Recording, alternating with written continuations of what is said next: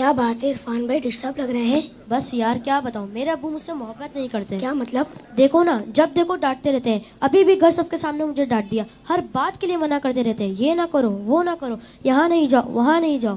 اتفاق سے میرے ابو بھی ایسے ہی ہیں. مجھے تو ایسا لگتا ہے دنیا کے سارے ابو ایک جیسے ہوتے ہیں. صحیح کہہ رہے ہیں آپ.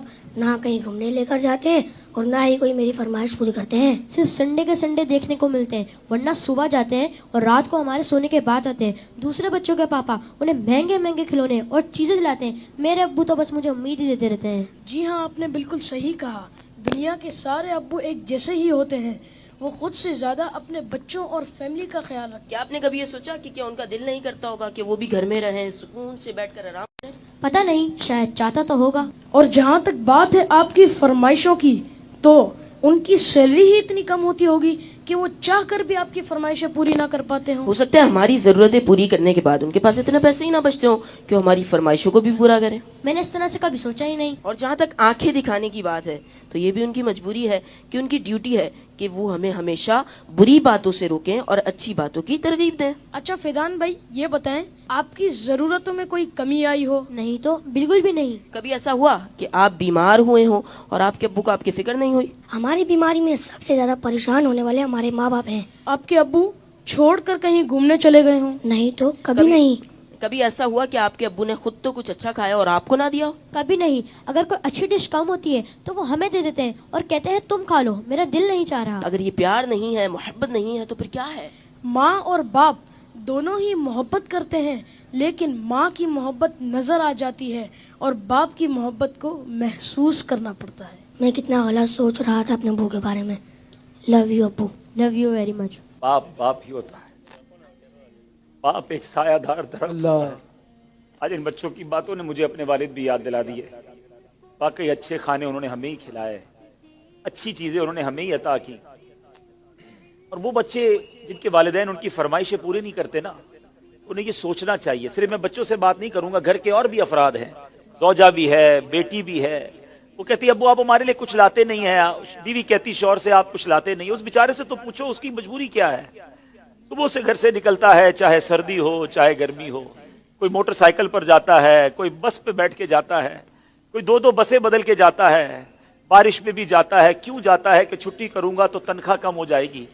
تنخواہ کم ہو جائے گی تو بچوں کو کیسے پورا کروں گا؟ اسکول کی فیس بھی دینی ہے، بچوں کے لیے کپڑے بھی لانے ہیں، کھانا بھی وقت پر لانا ہے. ہر چیز ہمیں تیار ملتی ہے. اس کی سورس کون ہے؟ وہ سورس ہمارے والد ہیں. اور بہت پیاری بات اس بچے نے کہی کہ ماں کا پیار تو نظر آتا ہے، والد کا پیار محسوس کرنا پڑتا ہے. پوچھو ان سے جن کا باپ چلا گیا. والد ایک سایہ دار درخت ہے. کبھی درخت کو دیکھا آپ نے؟ اس کے اوپر کے پتے گرم ہوتے ہیں، وہ ساری دھوپ اپنے اوپر سہ لیتا ہے اور اس کے نیچے اپنے بچوں کو چھاؤں دیتا ہے. مگر لوگ بعض اوقات اپنے والد کی قدر نہیں کرتے، اپنے والد سے الجھتے ہیں، اپنے والد کو برا بھلا کہتے ہیں. یاد رکھیے میرے آقا فرماتے ہیں، اس کا مضمون یہ ہے کہ والد کی رضا میں اللہ کی رضا ہے اور والد کی ناراضی میں اللہ کی ناراضی ہے. کبھی اپنے باپ کو ناراض مت کرنا. اگر وہ بوڑھے ہو گئے ہیں تو اب تمہاری باری آئی ہے، ان کی خدمت کرو. انہیں یہ احساس دلاؤ کہ اب میری باری ہے آپ کی خدمت کرنے کی. ہم اپنی ماں کو تو کہہ بیٹھتے کہ ماں میں تم سے بہت پیار کرتا ہوں. میں ساری دنیا کے بچوں سے پوچھتا ہوں کہ کب اپنے باپ کو کہا تھا کہ ابو آئی لو یو، والد صاحب میں آپ سے بہت پیار کرتا ہوں. آپ دنیا میں آج میں جو کچھ ہوں ابا جان میں آپ کی وجہ سے ہوں. یہاں تک پہنچایا مجھے آپ نے ہے. ارے جس نے انگلی پکڑ کر چلانا سکھایا، جس نے ہر مشکل میں کہا گھبرانا نہیں، میں تمہارے ساتھ ہوں. کہیں پھنس جاتا تھا تو ابو کے پاس آتا تھا، وہ کہتے بیٹا میں سنبھال لوں گا. اب وہ جب چلے گئے اب پتا چلتا ہے کہ کون ہے جو سنبھالے گا. بچپن اور بڑھاپا برابر ہوتا ہے. جب ہم چھوٹے تھے ہم نے بڑی ضدیں کی، ہم نے بہت اپنی باتیں منوائیں. اب سمجھو والد صاحب کا جب بڑھاپا آ گیا تو میں نے ان کی باتیں ماننی ہے. ان کی غصے کو برا نہیں ماننا، ان کے ٹوکنے کو برا نہیں ماننا. کبھی باپ کا دل مت دکھانا. یہ مت کہنا کہ آپ کو نہیں معلوم.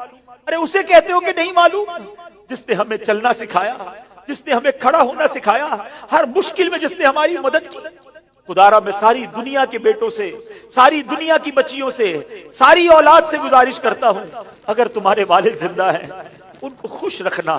اور بوڑھے ہو گئے تو اب احساس دلاؤ ان کو کہ ابو جان آپ نے بڑا کام کیا ہمارے لیے، بڑی محنت کی، اب ہماری باری ہے آپ کی خدمت کرنے کی، اب ہم آپ کو سکھ پہنچائیں گے، اب آپ کسی ٹینشن میں نہ رہے، میرے پاس جو کچھ ہے ابو جان یہ سب آپ کا ہے، آپ کی وجہ سے ہے۔ دف ہے اس اولاد پر جو اپنے والد کو کہتی ہے کہ یہ میرا ہے آپ کا نہیں ہے، میں نے کمایا ہے آپ نے نہیں کمایا۔ یہ کبھی مت کہنا میرے پاس جو کچھ ہے، جو شرافت ہے، جو عزت ہے، جو دولت ہے، وہ سب کچھ ماں باپ کی وجہ سے ہے، وہ والد کی وجہ سے بالخصوص ہے۔ اپنے والد کو بڑھاپے میں خوشی دینا، اور جن کے ماں باپ چلے گئے اب ان کے لیے خوب ایصال ثواب کرے، ان کی قبر پر جایا کرے، وہاں دعائیں کیا کرے، بڑی پیاری دعا ہے۔ آؤ آخر میں مل کر ہاتھ اٹھائیے، اپنے ماں باپ کے لیے جو قرآنی دعا ہے وہ کرتے ہیں۔ اللہم ارحمہما کما ربیانی صغیرا، اے اللہ ہمارے ماں باپ پر رحم فرما جیسا انہوں نے بچپن میں ہم پر رحم فرمایا۔ جن کے ماں باپ زندہ ہے مولا ان کو حیاتی عطا فرما، صحت عطا فرما، نیکیوں والی طویل زندگی عطا فرما، اور جن کے ماں باپ چلے گئے اے اللہ ان کی قبروں کو جنت کا باغ بنا دے، ان کی بے حساب مغفرت فرما۔ تیرے دربار میں ہم دعا کرتے ہیں، انہوں نے ہم پر بڑی مہربانیاں کی ہیں، تو ہمارے ماں باپ پر مہربانی فرما، آمین بجاہ النبی الامین صلی اللہ تعالی علیہ وسلم۔ میں ان بچوں کا شکریہ ادا کرتا ہوں، امید ہے کہ آج آپ کے اس سیگمنٹ کی وجہ سے کئی بیٹے اپنے ماں باپ بالخصوص والد کے قریب ہو جائیں گے۔ اگر کسی نے باپ کا دل دکھایا ہے آج ہی جا کے معافی مانگ لو، ان کے پیر پکڑ لو، کیونکہ والد راضی تو رب راضی، والد ناراض تو رب ناراض۔ جنت میں مصطفیٰ کے صحابہ جہاں رہے، یا رب میری دعا ہے میرے بابا وہاں رہے۔ اللہم صلی علی سیدنا و مولانا محمد۔